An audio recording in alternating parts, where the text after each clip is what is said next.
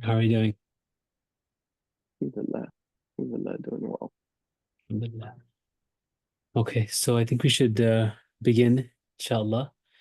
Bismillah, alhamdulillah, wa salatu wa salamu ala rasulillah wa ala alihi wa sahbihi wa man wala. Assalamu alaikum wa rahmatullahi wa barakatuh, everyone. Just wanted to, okay, so it's recorded. Inshallah, we'll upload this recording onto our social media platform. But Jazakallah khair for joining us for this program, which is titled Through the Eyes of the American Muslims, the Genocide and Its Effects. So we wanted to just kind of take this time and go over a survey that we had conducted, collected data with, and we'll get to that inshallah in a minute. But I want to introduce my two co-hosts or panelists, however you want to say, on Zoom. I have Dr. Human Kshavarzi and Brother Saad Iqbal, who is a doctoral student, right, Saad? Inshallah, soon to be a doctor. So I'll hold that title until inshallah you're there. But Saad is, mashallah, a second year doctoral student, clinical psychology at Pacific University. He loves conducting research on Muslims. This is a second project that he's working with Khalil Center for Muslim American Muslims, specifically well-being across lifespan and violence. He's also very active in young Muslims leadership for over a decade. And through his research, he aims to support the Muslim American youth. Dr. Human Shavarzi is the founder, executive director at Khalil Center, and he's a licensed clinical psychologist. He also teaches at various academic institutes across the world and has conducted research on Muslim Americans. Obviously, the model that we publish at Khalil Center, the traditional Islamically integrated psychotherapy, he conducts trainings and research on that. I'm Dr. Fahad Khan. I'm the deputy director of Khalil Center, also in charge of research here as well. So inshallah, with that, I'm going to just kind of share my screen so we have something here to look at other than my bald head. Um, there we go. Okay. Again, this study was conducted with a specific aim in mind, and I want to kind of go over that. We wanted every research study that happens, there's specific research question and aim. We were, after the genocide had started, or if I should say continued since October, we wanted to know how this affected American Muslims. And what were some of those specific effects, social, psychological effects in functioning? So, for example, any changes in daily habit, the effects on relationships, the effects on spousal relationships, family relationships, work-related, relationship with Muslims, non-Muslims. We also wanted to know if there is an increase in Islamophobia or anti-Muslim hate, and how individuals were coping with it. So that was the premise of this. But I think it would be better if we started off talking more about why, a little bit about the background of what's happening in Gaza, in Palestine, and why that is so important for us Muslims. And why is it that American Muslims would be affected by something that's happening thousands of miles away? So, inshallah, for that, I'm going to ask Dr. Human Kishawarzi to, inshallah, take over and just spend about 10 to 15 minutes just speaking about the background and also why is it that this is something that is affecting us here in the US, something that's happening so far away. So go ahead, Dr. Human, if you want to unmute yourself and Assalamu alaikum. Bismillahir Rahmanir Rahim. Alhamdulillahi wahda wa salatu wa salamu ala man la nabiyya ba'da. Assalamu alaikum once again. This is Human and joining you from Khalil Center on this wonderful webinar that we've set up. Alhamdulillah. Um, the question of why is this impacting Muslims in the United States or in the UK or any other part of the world in which is far and distant from the land of Palestine and Gaza.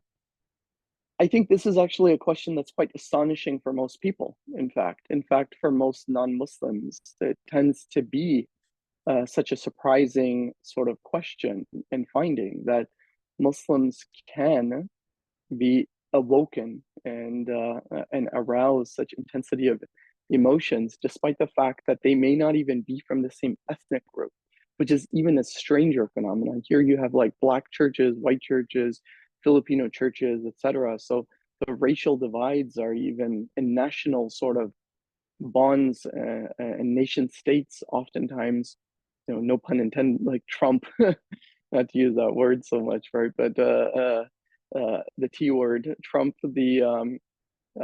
Trump religion and other forms of identity. And what we find here, which is still astounding, I think, to the vast majority of the world outside of the Muslim world, is that there can be such a strong affinity for religion and identification with that form of identifying self that pervades and cuts across boundaries, borders, races, languages, even. People who may not even be able to communicate with one another, somebody who speaks Malay or somebody from Indonesia or Pakistan, or a kid born and raised here in the United States of America has never traveled outside of their suburbs, gone to Glenbard East or West or whatnot in this neighborhood, feel such a strong arousal of emotions and intensity of emotions. That, I think, it's a surprising thing, and what it does indicate is that Muslims are the faith pulse of the world, I think, still, and that there is still life, that you've sort of awoken the sleeping dragon, so to speak.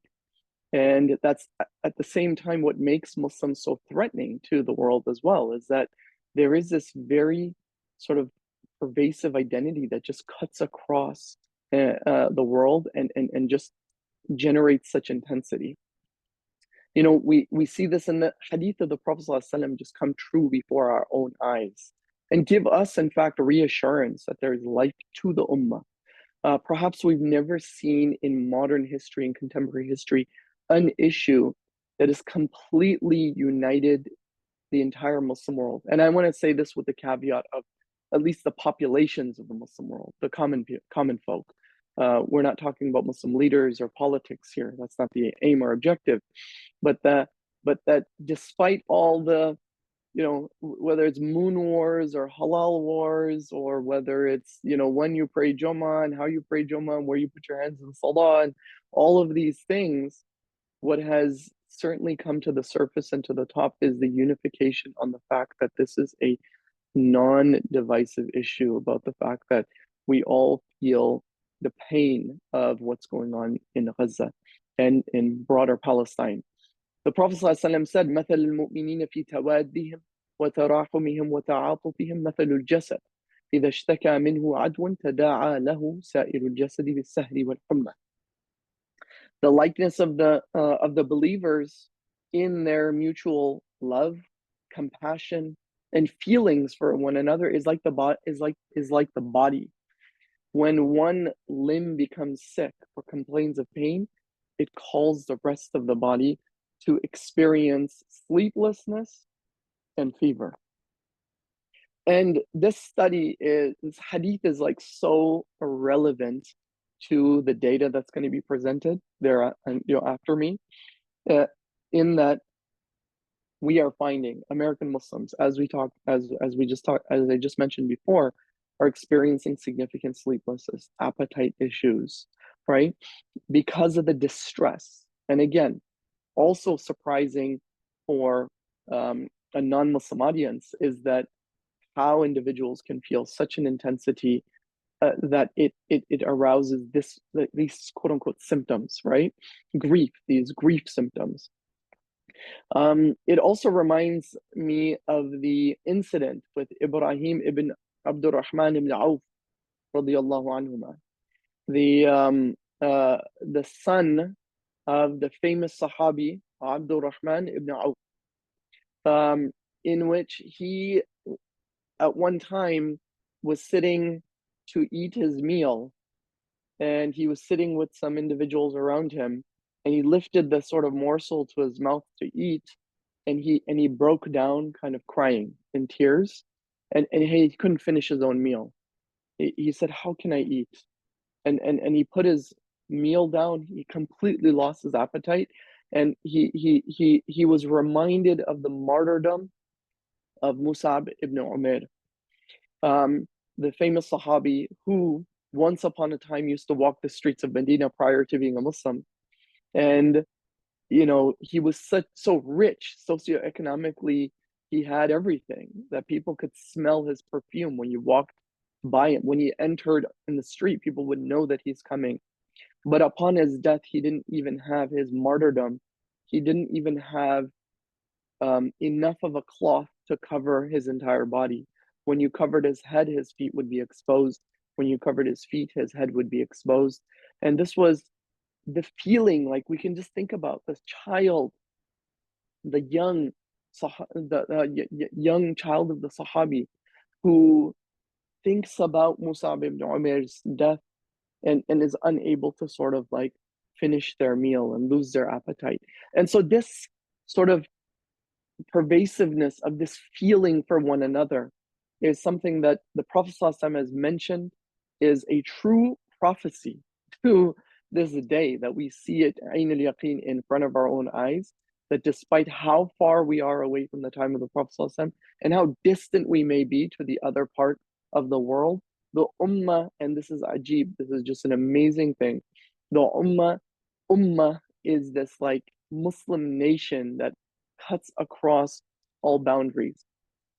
And we know that this is also the inheritance of the Prophet ﷺ that Muslims have received. And that is, in his, and we can safely say that the Prophet ﷺ definitely would have felt the emotions and the intensity of grief regarding all of these children that have passed away.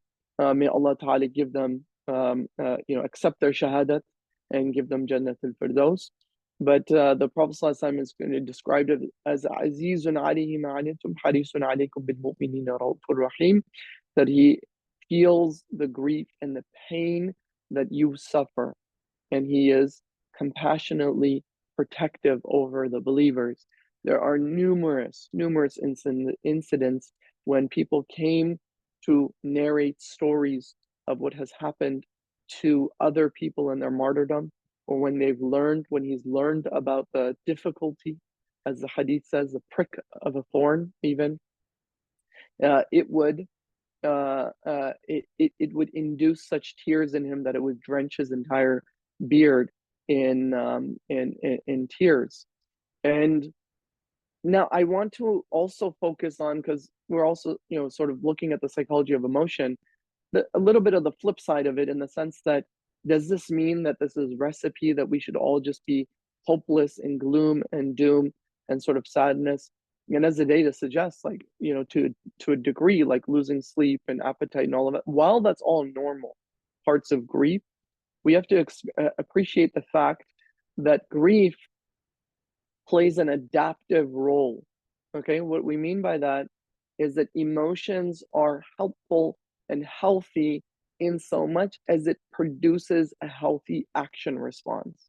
There's some sort of healthy response that you get from it. So if you think about even anger, or the Prophet ﷺ felt sadness himself. He lost his infant son, and he says that these eyes cry and this heart feels grief. And when a Sahabi looked at him and was surprised with him crying, he said, in one of the narrations, he says that this is a mercy, meaning emotions are a mercy, right?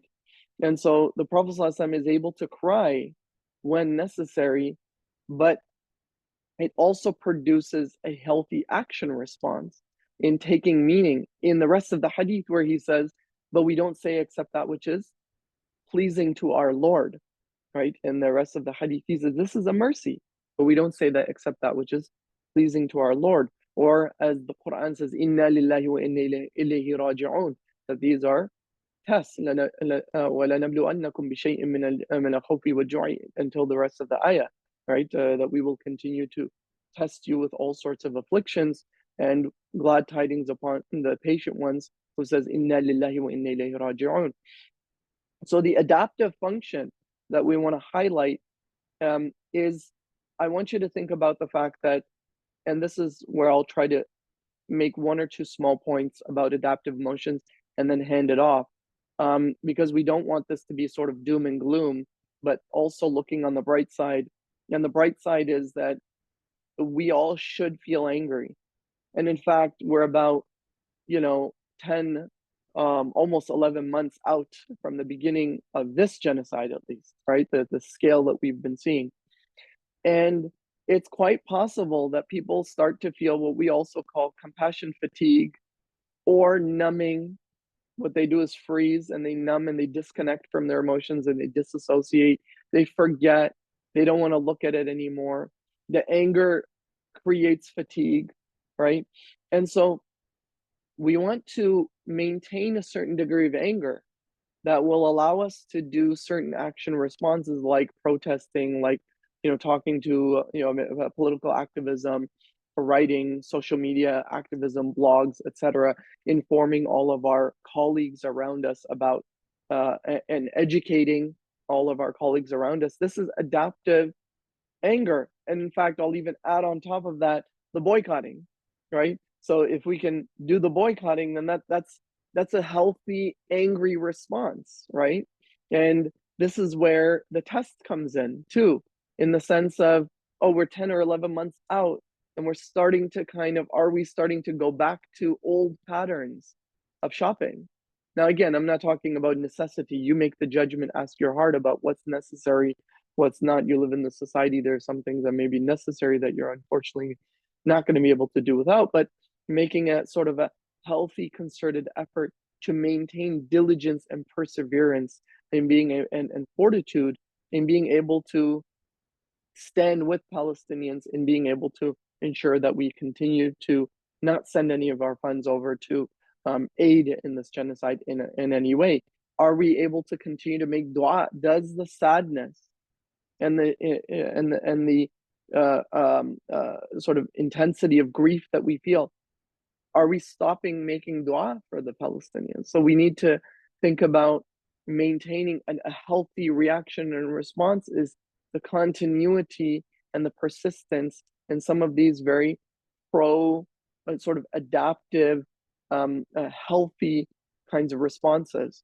And part of sadness is to take meaning, right? Is meaning. So even Islamic scholars had talked about this, is that if you think about the past, it generates an orientation, a cognitive orientation to the past. Sadness does, whereas anxiety about the future. So about the past, why would you be thinking about what has gone on October 7th and in front of us and what's happening about all the children that have passed away? Why do we want to think about that? Why do we want to feel grief about it? You need to, because we want to take some sort of meaning out of it.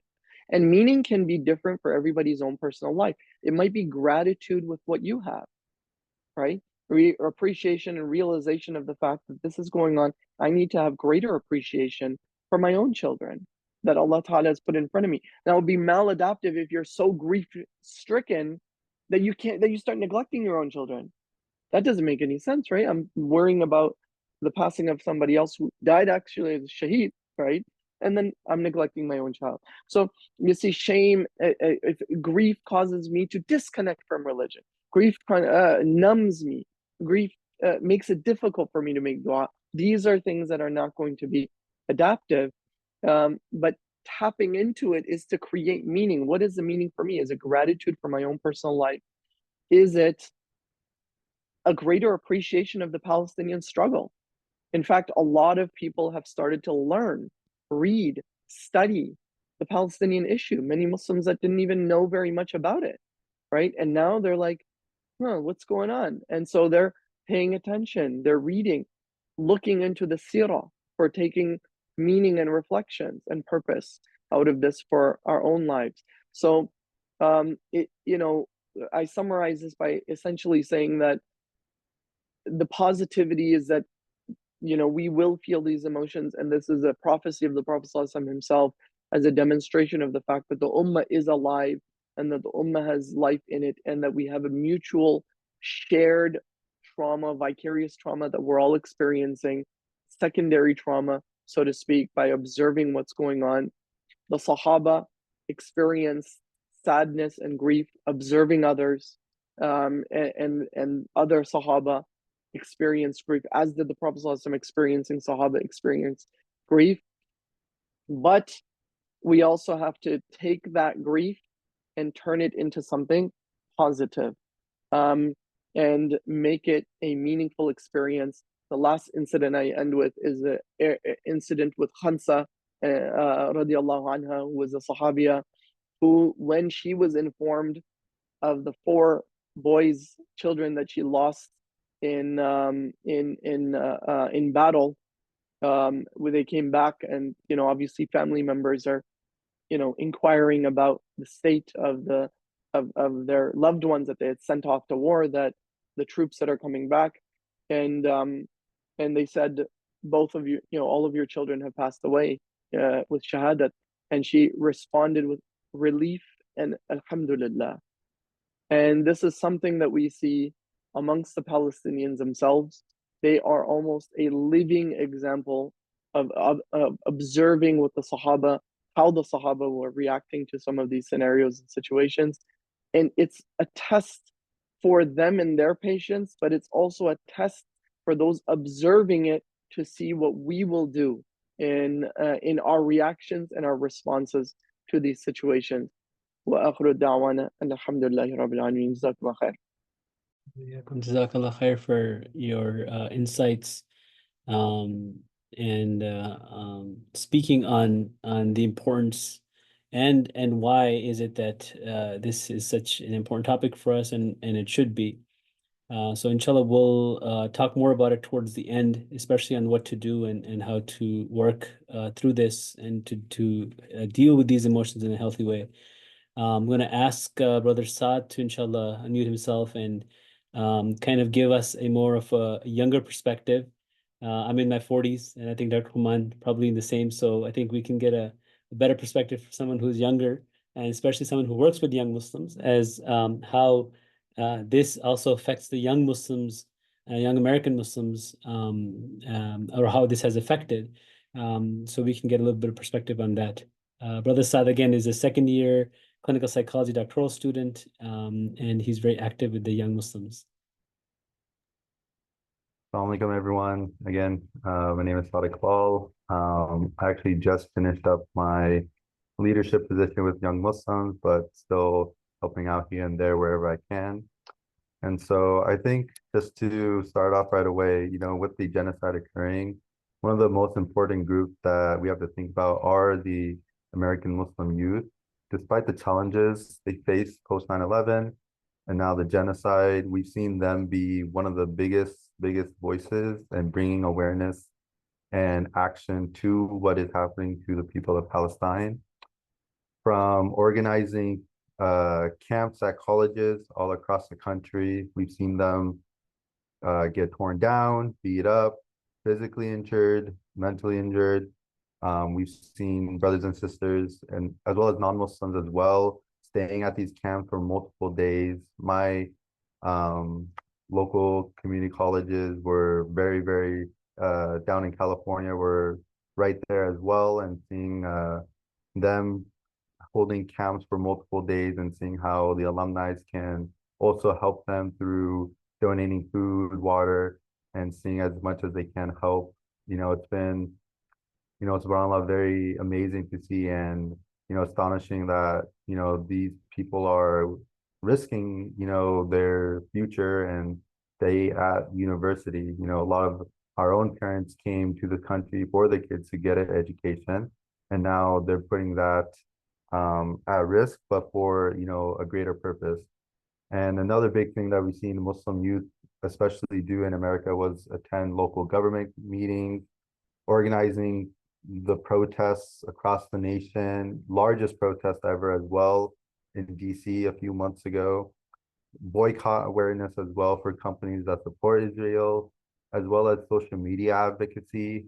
We oftentimes see social media as something that bothers the youth and takes so much of their time, but then it's also been used as a positive format through awareness and understanding of what is happening in Gaza, showing the history, showing people what is actually occurring over there. And people are actually seeing the truth and reality of what is occurring there through social media rather than news outlets that we're supposed to quote unquote trust, whatever those may be. But through various Instagram or Twitter or TikTok, we're seeing more and more people understand and gain an understanding of what is happening there.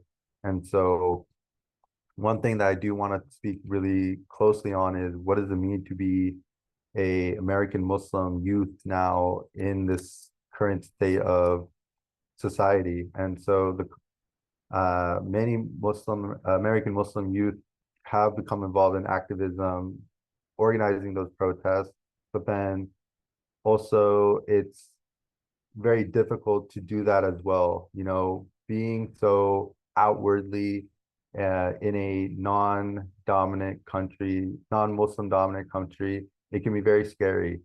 Just also praying, if you're out with friends during the day, praying Dhuhr out in a park or out on the streets, it can be very scary to do that as well if you're not with a large group, and so some American Muslims may downplay their identity in public settings to avoid that discrimination, the prejudice, while others have definitely, I think, strengthened their Muslim identity and become more assertive in expressing their faith as a form of resistance, so to speak. So there's this tug of war that I like to think of as a tension between both private and public expression of being a Muslim, and also I definitely think I also think about my cousins who um are all female and thinking about them just having to wear hijab outside, they're more visually easily identifiable compared to a lot of Muslim brothers, unless they're wearing a thobe, so to speak.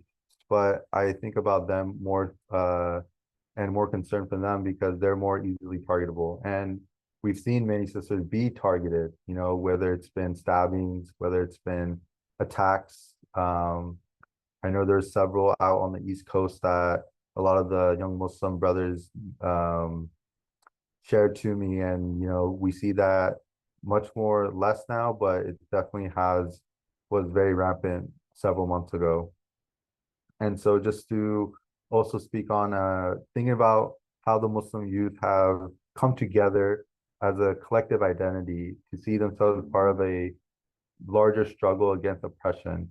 The Muslims spoken throughout the Sirah of the Prophet ﷺ about oppression, and seeing how people come together during these times, I think is something that can be focused on for the youth should focus on. This connection through a global Muslim identity increases their religious identity, being a Muslim, and creates a sense of unity that Dr. Human talked about, the sense of a ummah, a real worldwide global ummah, rather than being siloed in just your local or even state community, but rather think of something as a global identity. Just to wrap it up, the Muslim youth identity has definitely taken either two ways, either becoming more strengthened or more decreased. But I definitely think that many, many Muslim youth have showcased, that they are Muslims, are willing to risk what they need to risk to showcase that they are with the people of Palestine. And it has definitely shown many of them who are willing to help and also bring in a lot of the non-Muslim support as well. And I think youth who are continuously tend to have more connections with non-Muslims are bringing in that non-Muslim help and support. And, that's a big reason why we wanted to do this report and create this survey so we can get understanding of how has this affected American Muslims. Jazakallah khair. And I'm glad you brought that up because I think a lot of times it's one thing to say something and make a claim, but it's another to have data to back it up.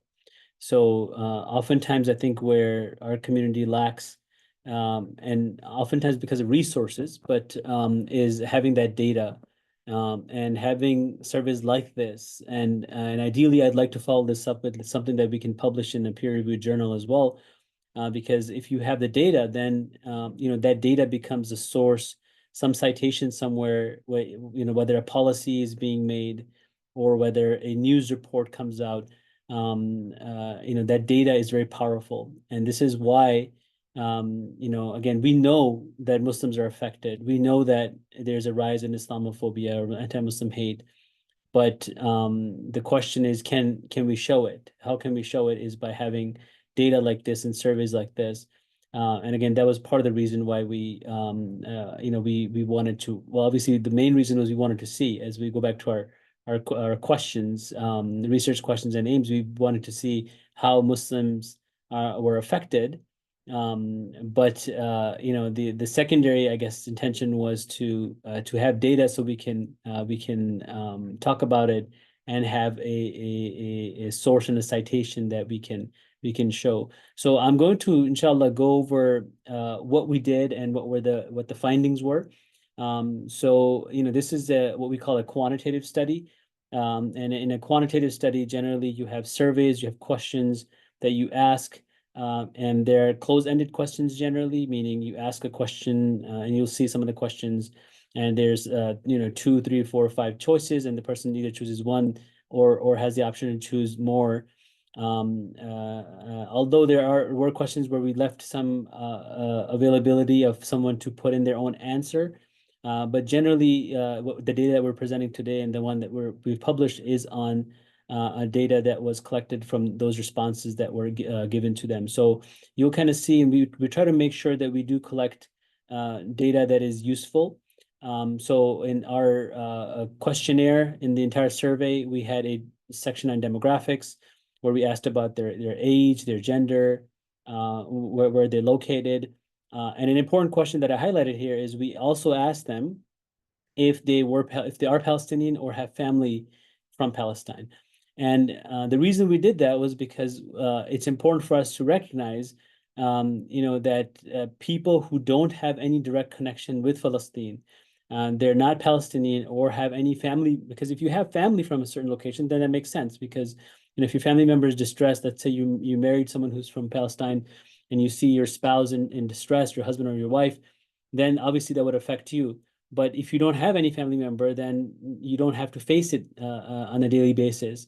But knowing that there's a genocide happening and not having a direct connection with it through family or blood relations, and then it still affects you, then that kind of strengthens the argument about how, again, not the argument, but the fact that the Muslim Ummah is one body, like the Prophet ﷺ said.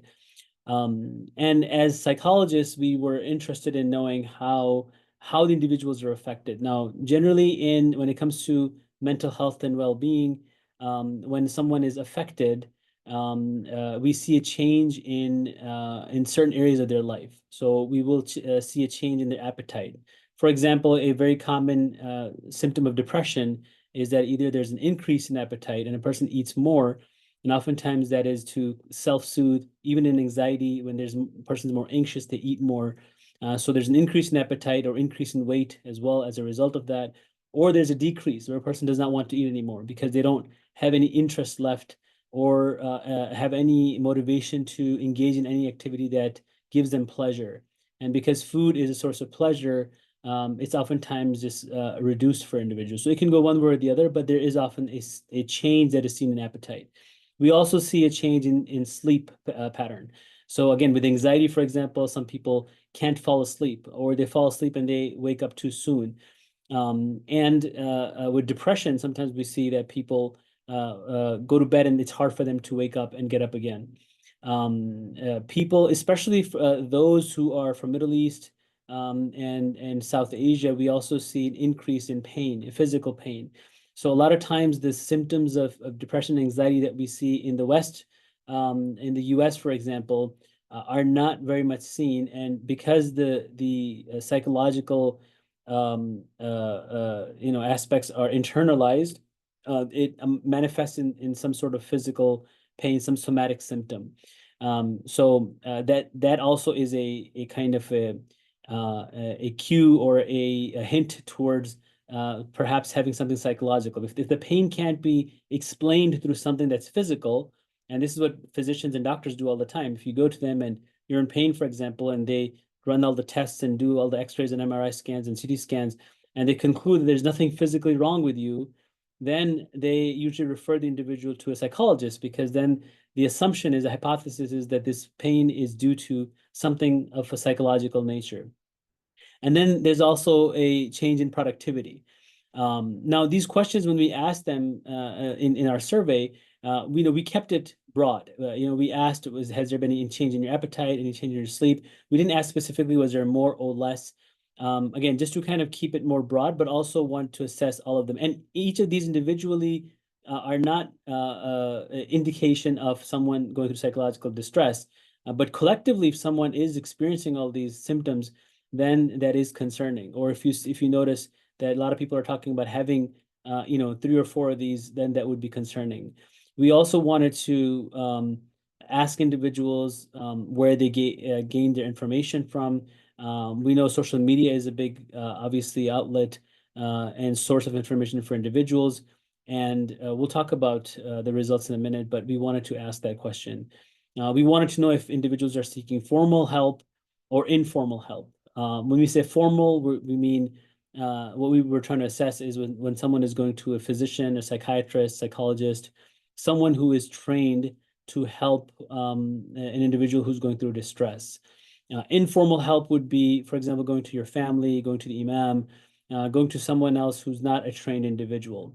And we also wanted to know if people coped through religion or their social life. So, for example, did they pray more salah, read more Quran, listen to lectures, or spend time with family members or friends?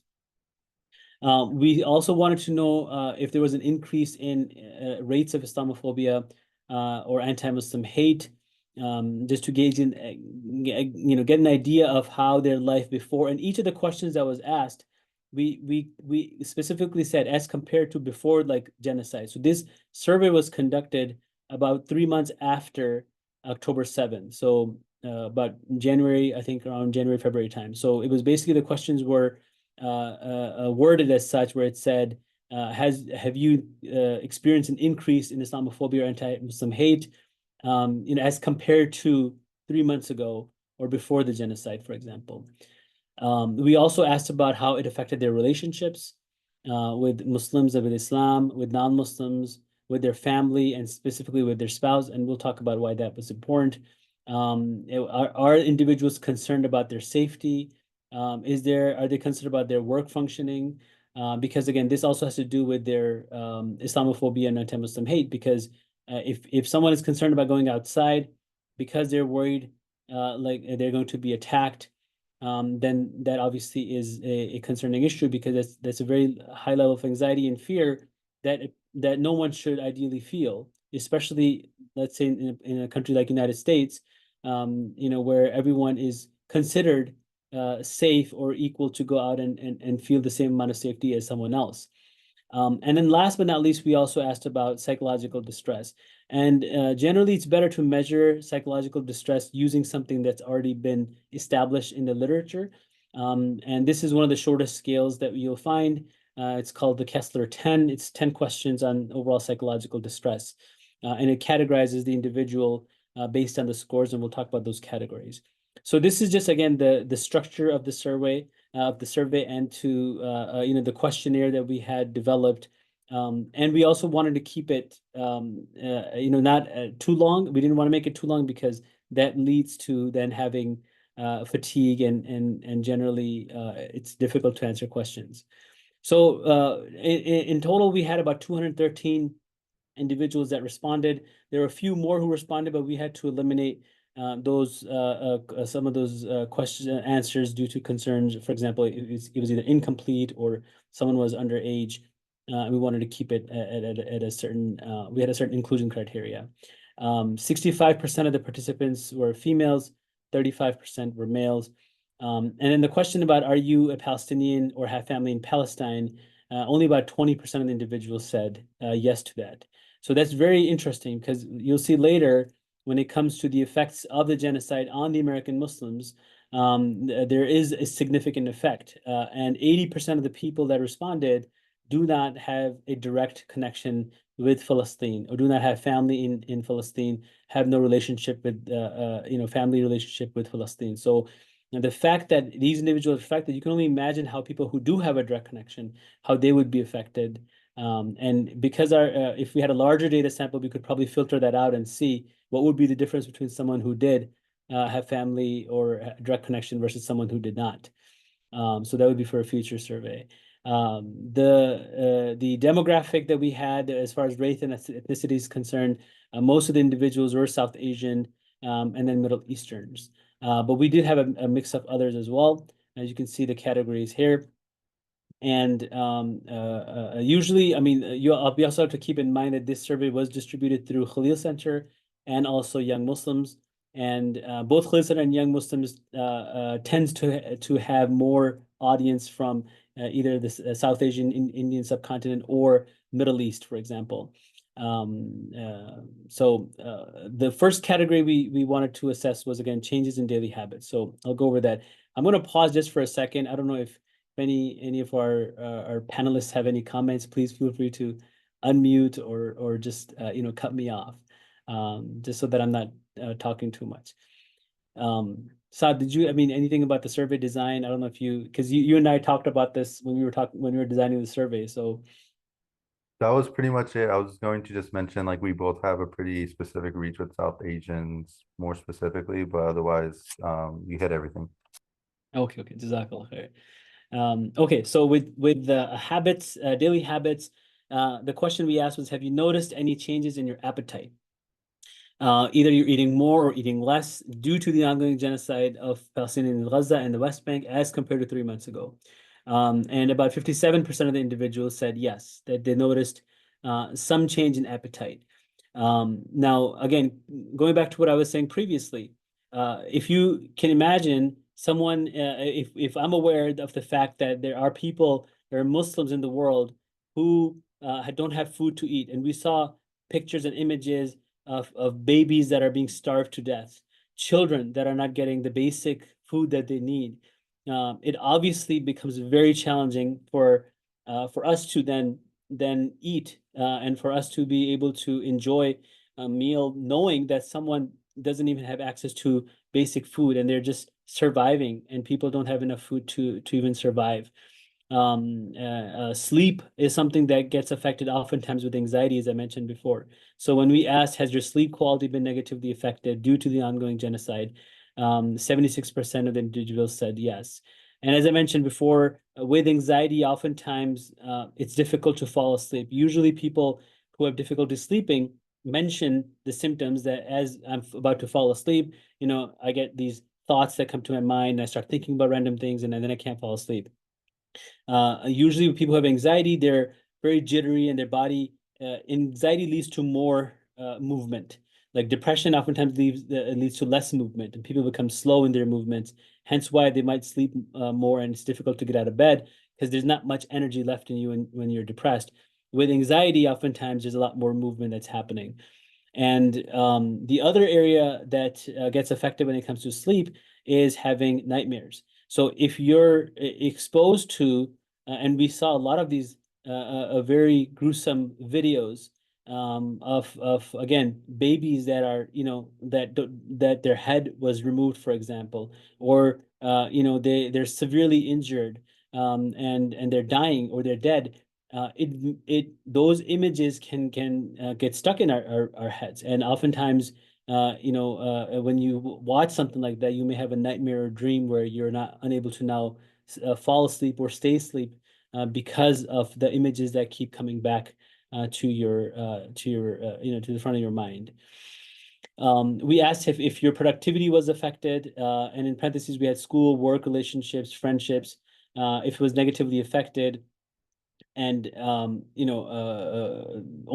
8% people said it wasn't affected at all. And you can see that most of the people said it was somewhat affected, then moderately, and then greatly or severely affected. So 91.5, I suppose, if you want to be accurate, percent of the individuals had some sort of effect on their productivity when it came to their school, their work, or their relationships or friendships, that was affected because of what's happening in Gaza and West Bank. We asked, have you experienced any physical pain due to the ongoing genocide? Again, this going back to what I was talking about earlier. Only about 46.5% people, less than half of them, said there was no pain. But a lot of people experienced some level of pain, and 13% people experienced a lot of pain. And this pain, by the way, could be either, for example, headaches. People get thinking about that, it hurts their head, or a lot of times it could be like stomach pain, for instance, especially with anxiety, or not just even stomach pain, but some effects on your GI system where you might have more acid reflux or some kind of like ulcer related issues in your stomach, because again, you're thinking so much about what's happening to other Muslims around the world. We were interested in knowing how they've been coping with and gathering information about the ongoing genocide. So we asked, are you spending more time on social media than average due to the ongoing genocide? And 81% of the people said yes. Now, spending time on social media, obviously, we know that we live in a time where most of the information comes from social media. In fact, if you were to be honest, the most accurate information probably comes from social media, because all media is biased, whether it's social media or news media, channels. But at least on social media, if you're proactive and if you are conscious of it, you can choose and you can view and follow different types of individuals to get information from, if you were interested in finding from one side or the other side. But the fact is that the raw information that comes from social media oftentimes is more accurate than what you might see on TV. And we saw that early on. I mean, from October 7th onwards, we saw that if you opened up like CNN or BBC, you wouldn't get all the information. But if you followed, even some of the journalists in Gaza, you could see videos and you could see photos of what was happening on the ground. Now, on the other hand, though, spending more time on social media is also a form of escapism, where someone engages in that because, just scrolling through social media. So again, the question didn't say that you're, looking only at images or videos about the genocide. The question is saying, are you spending more time on social media than average due to the ongoing genocide? So it could be even a coping mechanism to deal with the pain and the struggle and the anxiety. We asked if you've taken breaks from the media, like deleting social media or news app involving Palestine due to the ongoing genocide. Now, this is something that sometimes people do because it becomes overwhelming. Obviously, someone who would be active in social media and all of a sudden feels the need to delete it because of their the amount of pain that they're experiencing through that. We were interested in knowing that, and about 40% of people said that yes, they did that. Where have you received most of your information on Palestinian genocide? Again, social media, 82%. And I think that's a theme that we saw throughout. About 10% of the people received their information from news outlets. Have you researched more on Palestine's history due to the ongoing genocide? And what Dr. Human was saying earlier, that in a very positive way, that's a good thing as well, because more people know about the history and the context. In fact, more people who are not Muslim or who previously didn't know much about what was happening in Israel, Palestine, or only heard, the very common notion about, Israel is a friend to the U.S. and we support them. But beyond that, they didn't hear much information about what was happening on the ground, especially, for example, in West Bank. But the fact that they went and researched and they looked up and they saw articles and they saw news stories and videos, that increases people's awareness and their knowledge about what's happening. So it's a very good thing that people are doing that. And we saw that 65% of people said yes, they researched more on the history of Palestine. To cope with the ongoing genocide of Palestinians, who did you primarily go for support? So this is what I meant when I said informal, for example. So a lot of people here, we did also, by the way, before I come to this question on the right, we said, did you seek help from like someone like formally, so a doctor or a therapist? And 76% said yes. Now it's very interesting because usually because of stigma, people don't go to anyone for formal help. They're worried about it, but it was actually a very positive thing to see that the vast majority of the individuals did seek formal support. But overall, who did they go for help? It was their family. And I think this goes back to the idea and the notion of ummah, right? Because in ummah, the closeness that we feel to other Muslims is like a family, right? That's why we say brotherhood, for example, or sisterhood. The idea that when you're a Muslim, you're considered part of a close-knit group where your pain is considered my pain, your suffering is considered my suffering. And the fact that I can rely on another Muslim for support. So generally speaking, when people are affected, they do go to their family members, and a vast majority here went to their family and sought some kind of comfort, some kind of support after experiencing these symptoms of stress. What other ways have you coped with ongoing genocide? 37% of the individuals said they coped through reading more Quran. 61% close to said they coped through Salah. And 53% said they coped through lectures. So again, these are, I would say, very good ways to cope. Obviously, we know that people generally cope through religion. That oftentimes when it comes to psychological distress, when it comes to mental health issues, it's very common for individuals to go back to Salah, go back to Quran, and try to find comfort through that. And there are a lot of verses that do give us comfort. There are a lot of hadith that give us comfort.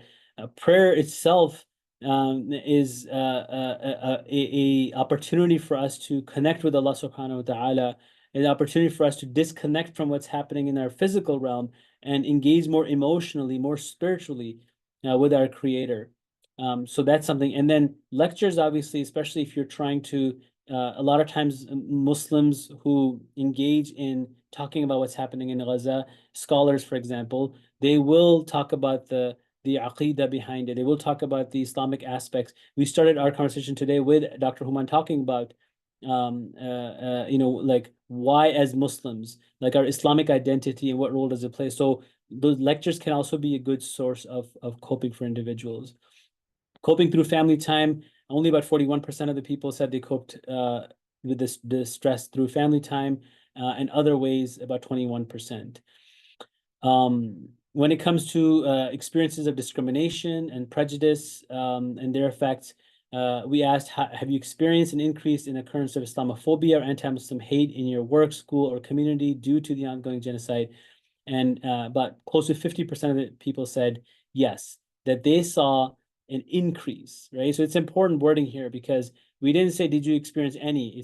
It's increase, meaning compared to what was happening 3 months ago, are you experiencing an increase? And half of the Muslims said yes, they are. And then we were wanting to be more specific. So, okay, there's an increase, but how much of an increase, right? So, the next question we asked was how many occurrences, how many times since, and this is again in a 3-month context here, right? So 3-month time frame, how many times did you have experiences of Islamophobia, anti-Muslim hate? And this is a very shocking number here because if you look at it, the majority of the individuals had at least 3 experiences of Islamophobia within that month, but we had about 8.5% who had 7 or more experiences of anti-Muslim hate or Islamophobia. So this is another thing. I think someone earlier was talking about this. I remember one of my dissertations in my doctoral program was on acculturation and religiosity. And when I was doing the research, what I had seen was that it seems like when American Muslims come to the US and they begin to acculturate into American culture, there comes a time when there's a dilemma that is experienced. Like for me, it would have been 9/11 because I was about 17 years of age, 7 years into, my time in the US. But that dilemma and that conflict kind of determines which direction you take. So I think Saad was talking about this earlier as well, that, either it makes you a stronger Muslim or it makes you a weaker Muslim, right? I mean, you can also go kind of in between, but like it kind of shakes you to the core and you kind of have to either attach and cope through Islam or you have to kind of detach. But these experiences, are not they're not healthy experiences, obviously. they do affect you. And so even if you're not a Muslim, for example, or let's say if you look like a Muslim, but you're not a Muslim, or if you are a Muslim, but you maybe just by name or just, someone by looking at your skin color might assume you're a Muslim. After October 7th, you would probably have some experience in the public realm about, your identity, and someone, could make a comment or could be aggressive towards you. So whether you like it or not, it does affect you. And if you're not a Muslim, then, we saw this after 9/11. There were, like, for example, 6 who were killed because people thought they were Muslims. So this is not obviously something that's good, and it's very shocking to see the amount of Islamophobia and anti-Muslim hate that was reported. Okay. Are you concerned about your safety? About 60% of the individuals said they were concerned about their safety. And again, this is also very alarming because generally speaking, most of us, especially if we live in a safe neighborhood, ideally we shouldn't have a concern over our safety or our well-being. Have you been adversely impacted in your place of work, educational setting, on account of your political or religious beliefs, right? 28% of the people said yes. So close to about 1/3. And a lot of times, I think the reason that this number is probably low is because usually people don't like to be vocal. They like to not kind of create a lot of tension and not have conflict, especially if you're a minority. Imagine if you're a Muslim working in an office space, and let's say that other people are talking about what's happening there, but most people are supportive of Israel. Then you don't want to be that person who's already in a minority in a workspace to now voice your opinion and create more, quote unquote, problems for yourself. So a lot of times people are not very outspoken or vocal, but if you are now, about 1/3 of the people said that it affected their relationship and their, for example, work or educational settings because because of their political religious beliefs. They were probably vocal about. Have your relationships with Islam or Muslims changed in any way? So relationship with Islam and Muslims, people said 60% of people said yes, and with non-Muslims, 61% said yes. And again, we kept this open because we didn't, it could be positive, and it also obviously could be negative. We can't assume it's only going to be negative because we saw, even, for example, in the encampments or in the rallies, there were a lot of people who were not Muslim who came to support Palestinians. So for many Muslims, that was a very positive experience. There were some Muslims who talked about their neighbors or their coworkers who were not Muslims coming to them and talking about what's happening. So it could be one or the other. And obviously within the Islam and Muslim realm, if you're seeing how here's something that's affecting all of us, it generally, unites individuals and brings them together. And did this affect your relationship with your family? About 20% of the people said yes, it had an effect on it. For spousal relationship, because we know as psychologists, actually whenever we do marital counseling, there's a theme that at least I notice, and I'm sure some of the other people will agree as well, is that there's oftentimes stress that's coming from somewhere. It could be work-related stress. It could be because of something political. It could be something that's happening outside, but that stress affects your marital relationships. And because people generally are not very good at identifying their source of stress, and our mind, if there's anxiety and stress, tends to, it's called misattribution of emotion. It tends to attribute your emotion to something that's there. So you might go home and you might have some small, which obviously everyone does, have conflict with your husband or your wife or even your children, but you tend to associate and say, okay, and that problem becomes much bigger. It gets magnified because of the stress that already exists. So we wanted to ask if your spousal relations were affected, and about half the individuals said, half of them said it wasn't affected, but about 16% said it was affected. So these are people who identified that there was some kind of change that happened from before and since after the genocide started. And the last thing I wanted to look at was the overall wellness during the ongoing genocide. So Kessler 10 is the scale. These are 10 questions generally asked. We did modify the questions from where it didn't say during the last 30 days, but I think it was last 90 days, if I'm not mistaken. So they look at symptoms like if someone is feeling tired for no good reason, feeling nervous, feeling so nervous that you can't calm down, feeling hopeless, feeling restless or fidgety, feeling so restless that you cannot stay still, feeling depressed, feeling that everything is an effort, feeling sad and nothing could cheer them up, or feeling worthless. Again, this is a mixture of depression and anxiety symptoms. So overall psychological distress.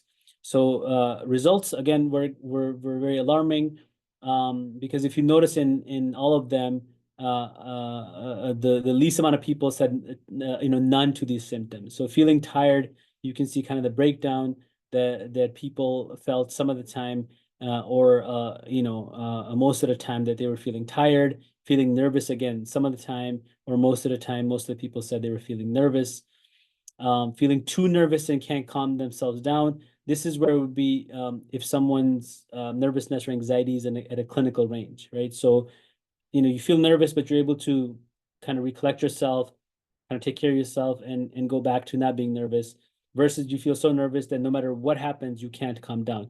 But still, we have, you can see here about 63% of the people who had anywhere from a little to a lot of the time where they felt so nervous that they can't calm themselves down. So overall, still a large number, although most of the people did not feel that way. Feeling hopeless, again, some of the time or most of the time, people felt hopeless. Feeling restless or fidgety, we have some of the time or a little of the time. Now, going back to this again, having so much anxiety that you can't calm yourselves down. Majority of the people did not feel that way, but we still had about 59% of the people who did feel, so restless that they couldn't calm themselves down. That's very alarming. Feeling depressed, a little of the time, some of the time, were the most common responses. Feeling like everything was an effort, some of the time or a little of the time were the most common responses. This is a symptom of depression oftentimes, because again, like I said before, depression kind of depresses your physical self as well, where everything from walking, eating, talking, socializing, getting out of bed, bathing, taking care of yourself, all of these things are affected and becomes an effort and becomes a chore that is not easily, you can't easily do. Feeling so sad that you cannot cheer yourself up. Now, this would be like an extreme level of depression, which is what, in the previous two questions where the question said that, feeling so much, but you can't calm down.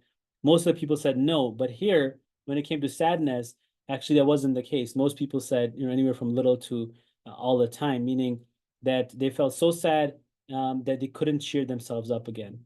And obviously that we saw that in individuals, because what we were seeing were constant day in and day out. And even now we're seeing this every single day, images and news, and this hopelessness about what's happening in the future and when is this going to come to an end. And the last question was asking about feeling worthless.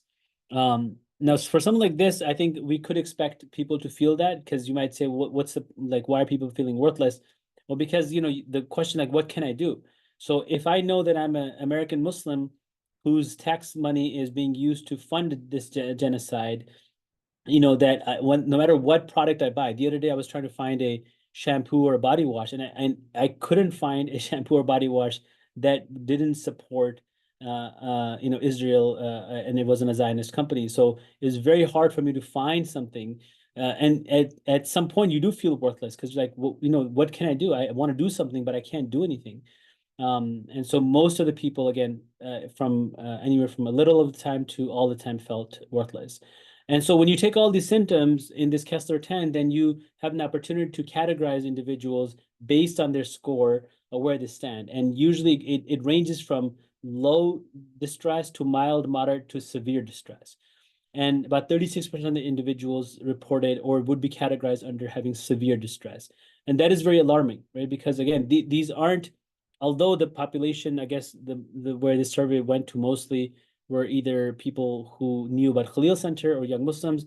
Khalil Center is a community wellness center. We do have people here who have high distress, but we did have other individuals who were part of the survey.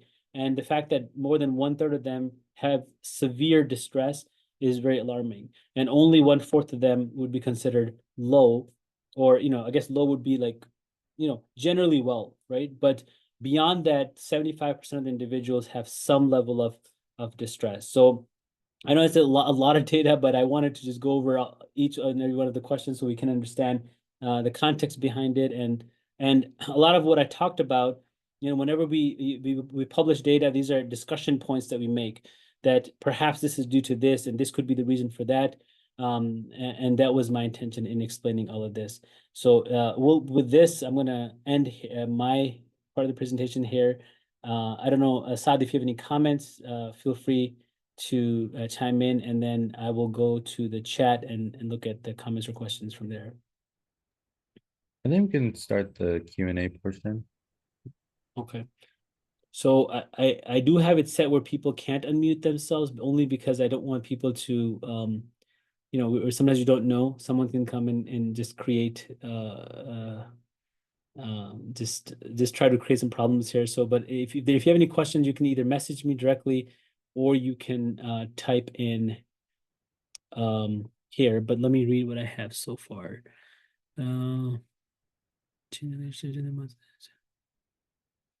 Okay. Okay.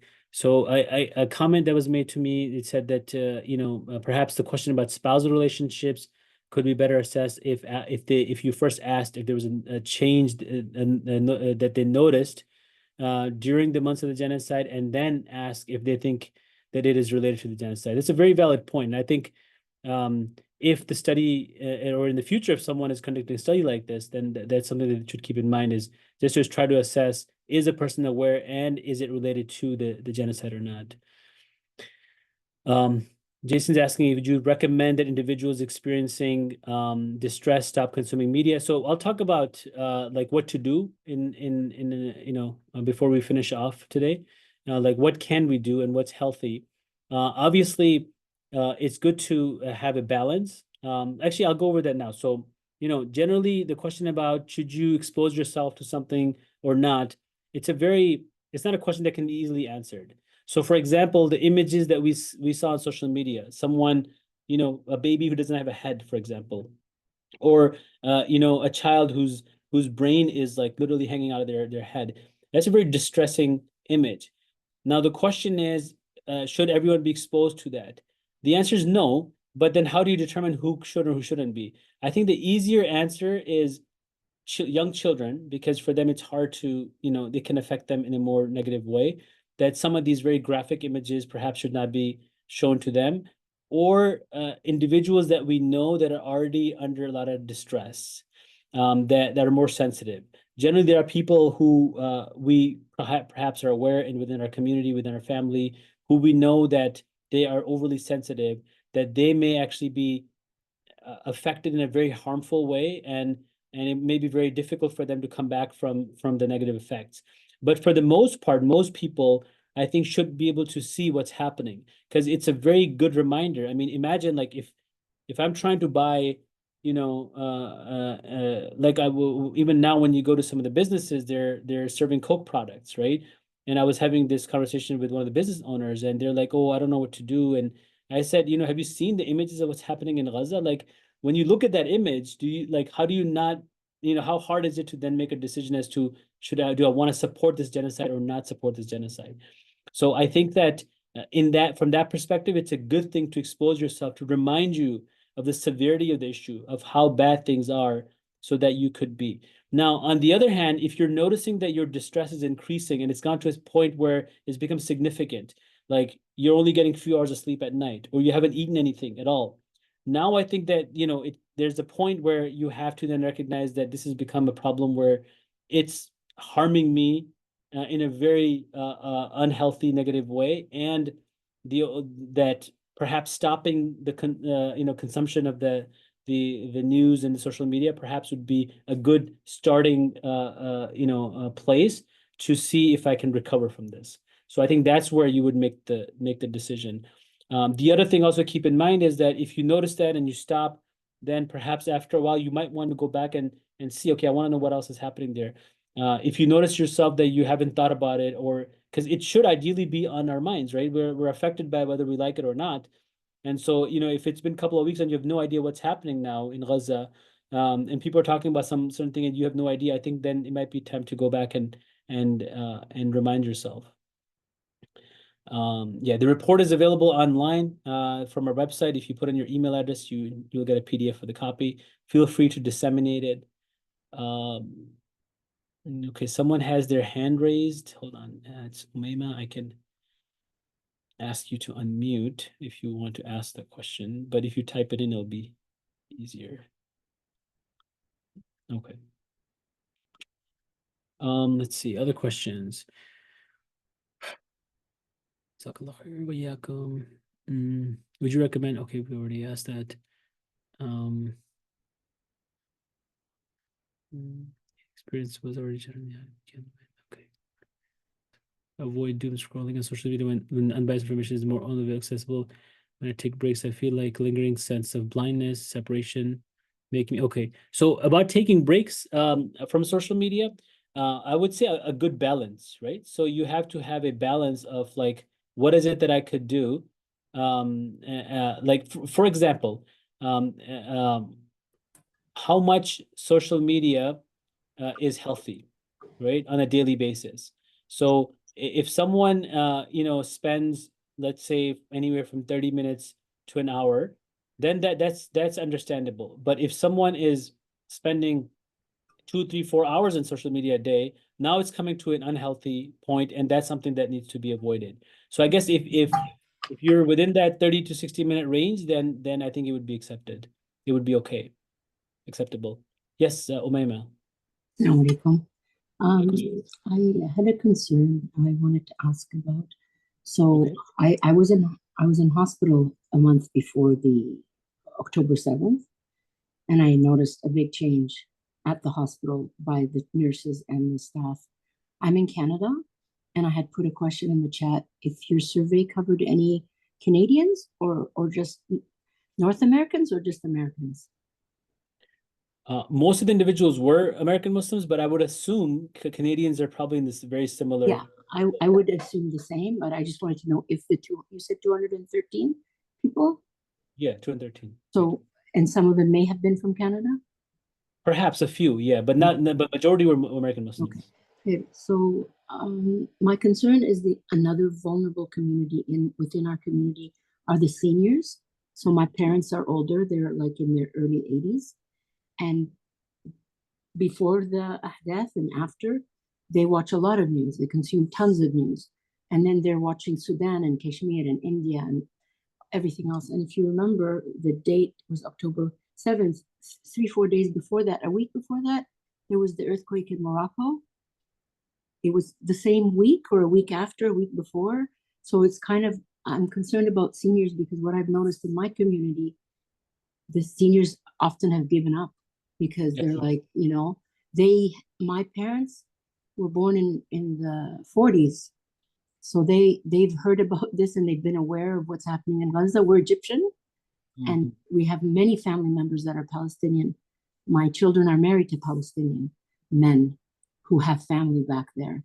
So I'm concerned about the youth for sure, because there's a lot of anger and pain and what to do with that. But if you could address,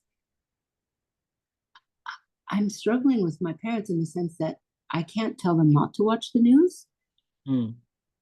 I don't think that's a healthy way. I'm trying to distract them to watch more stuff about health and well-being. But maybe you could talk a little bit about that, because the senior population is vulnerable. They're afraid to go out because they're using a wheelchair or a walker. Right. So they're more vulnerable in that sense. Yeah, no, that's a good point. Jazakallah khair for talking about that. And someone else mentioned about converts, for example. So I think it's true that the seniors, especially like if we know that generally social media like WhatsApp and a lot of that information, news information from social media is consumed by the seniors. The young generation generally doesn't consume news. They're consuming other things like memes or videos or jokes.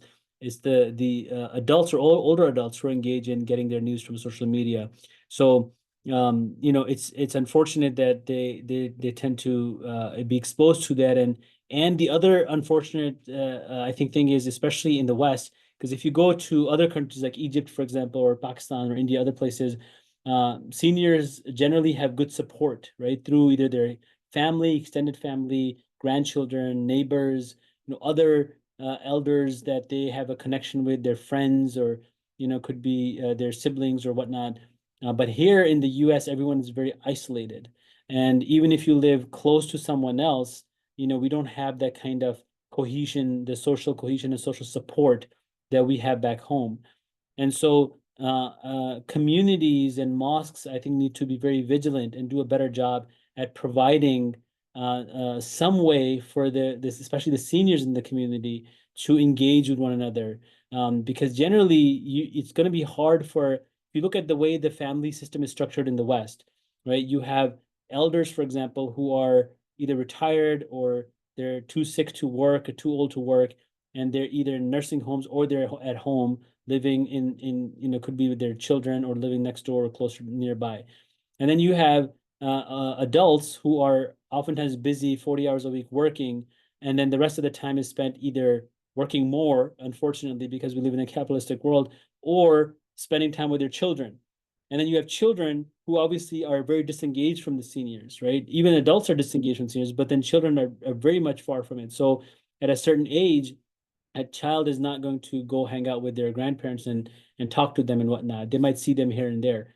And so it is the responsibility of the community to provide some way for those seniors to at least connect with one another, to have events in the masajid, in the community centers. Perhaps a couple of families can get together and make it a point that every week to 10 days we're going to have a get together at someone's house of all the elders that we're going to visit, and we're going to make it a point to drop off the parents to your house and you bring your parents to my house, just so that they have support for one another. The other population that was mentioned here were converts, especially in this situation, because converts who are Muslims, may feel that pain of what's happening in Palestine, but they don't have the family that they can go and talk to. So again, this is where the community needs to do a good job and provide that support for the converts. I've seen this, and it's very unfortunate that we kind of have a tendency to not get involved with those who are not from a similar cultural background. And Islam teaches us to go beyond that. So it's not something that that's okay for us to do. When Allah subhanahu wa ta'ala says that, I created you and put you in and made you into different tribes so you can be recognized and recognize one another. But again, when it comes to who's better in the eyes of Allah, it depends on who has more taqwa. It's not about whether you're an Arab or Muslim born or whatnot, but rather it's your taqwa, and that person who converted in most cases has more taqwa, but may have more taqwa than you. So we have to find a way to cater to them as well. In a place like Chicago or other places, sure, there are groups of converts who engage in that, but that doesn't take away from responsibility that the larger community has. Jazakallah khair for that question. I appreciate that. Okay. Can distress caused by what's happening in Gaza lead to PTSD? Yes, absolutely can. Trauma, just to kind of give you some context, when something happens in your life that is unexpected, like what's happening right now in Gaza, definitely for people that are living there, but for others around like us as well, most people after something traumatic happens. So right now it's still happening, so it's too soon for us to have that conversation. But after it comes to an end, after some time, people go back to being their selves with the way they were before. When I say being themselves, I mean like mentally, right? So if they were mentally healthy before, they will go back to being mentally healthy. About 20% of the people actually have what we call post-traumatic growth, which means they become much stronger because of the trauma. The trauma made them much more stronger individuals. And then the other 20% have PTSD, which is post-traumatic stress disorder. So we can expect people from Gaza, we can expect people from America and other places to have PTSD. But what's sad is when people ask about people of Gaza and say, "Oh, I wonder how many people have PTSD." Well, you can't really assume that because the trauma has never really ended for them. It's been going on for decades. So the only way you can assess for PTSD, which the name suggests, is post-traumatic, it has to be after the trauma. If the trauma is still going, then how can you assess that? But one thing that we saw, which shook a lot of us, was how they responded to trauma, how they responded to trials and tribulations, how every Muslim ideally should respond, but most of us, we can't and we don't. But they, mashallah, responded with that, having a stronger faith, right? So, you can expect a lot of those individuals to have post-traumatic growth, but we can also expect a lot of them to have distress because of it. Okay, one more question and then we can inshallah end. Can you talk about government resources supporting elderly, their families? I would have to go back and we can probably, inshallah, create some kind of document or something that we can disseminate about what resources are available to support, especially the elderly and their families. Inshallah, we can do that. Okay, Saad, do you have any kind of last minute comments before we finish off? I think the only thing I think I could say is like, alhamdulillah, there's a lot of or different organizations out there who are providing a lot of support. And it's also a good point to talk to your imams and going to your masajids for that support as well. Because you don't know what you don't know. And usually seeking those individuals that do know are going to be your best place to find those resources. Because I would like to say someone will know within your community, and someone doesn't know, they can at least direct you to the next person that would best who would know. Okay, I appreciate that. Jazakallah khair. And as far as coping is concerned, I will give this before we leave. Talking to each other is a good thing, right? Going to someone, a friend, neighbor, coworker, someone that you feel some level of trust, especially a family member, even if it's your husband and wife, and just asking, how are you doing? How are we doing? I want to talk about what's going on because it's been on my mind. Just being able to have that space with someone is very healing. In fact, that's what therapy really is. Like a therapist provides that space for the person who's coming in with distress. And that act of providing that attention and that care and concern about how you're feeling in itself is very healing. So, feel free to do that for each other. Whether you go ask someone else, how are you doing? I've noticed you've been a little bit quiet. Always reach out to others, or going to someone and talking about what you're experiencing, what you're feeling. Sometimes sadness can lead to anger, frustration, especially if you're feeling hopeless and worthless. Like, what, I'm not doing anything. Why is my government doing this? Why can't I find a product to use? This kind of frustration, protest is a good place to get all that out. So it's a healthy thing, and almost every major city has a protest. Chicago has one every week almost. Go scream on top of your lungs, be able to get all that energy out in a healthy way. Because if you don't, then it's going to come out in an unhealthy way. That anger is going to come out on your children, on your family members, on yourself in a very self-destructive way, and that wouldn't be good. Other ways, like Dr. Human was mentioning, boycotting, right? Whatever you can do, calling up your senators and congressmen and talking about why they shouldn't support, voicing your opinion. All these are good ways. But keep in mind, though, we have to balance our lives as well, right? So, if you're online commenting on discussion forums and it's like 3 a.m. in the morning, that's not healthy, right? I would not recommend that. If once in a while you have to go out and you spend your entire day protesting, that makes sense. But if you're missing work now, day in, day out, or missing school, or you haven't been able to get some work done because you're going to protest every single day, that also would be unhealthy. So believer has to be balanced, and we have to keep that in mind, because all of these are responsibilities, right? We certainly believe that Allah is the one who changes things. We put in our effort and we do whatever we can, but we also have responsibilities that we have to maintain. So inshallah, Allah gave us the ability to do that. It's not an easy time for American Muslims, as we saw even in the data, but inshallah, we know that Allah has promised that after every difficulty, there is ease. And may Allah bring that ease to the people in Gaza, especially in West Bank, and those who have suffered from it. And inshallah, Allah give us the ability to support our Muslims, brothers and sisters, in a way that is pleasing to Him. Jazakallah khair for your time and effort to come here on a Sunday, sorry, and sharing this time with us. PDF is available. Feel free to disseminate it. If you have any questions, you can email me. You can email Saad Iqbal. You can email Dr. Human Kashavarzi, or even our communications individual, Jannah, for example. So feel free to reach out to us. Inshallah. Jazakallah khair. Assalamu alaikum wa rahmatullahi wa barakatuh.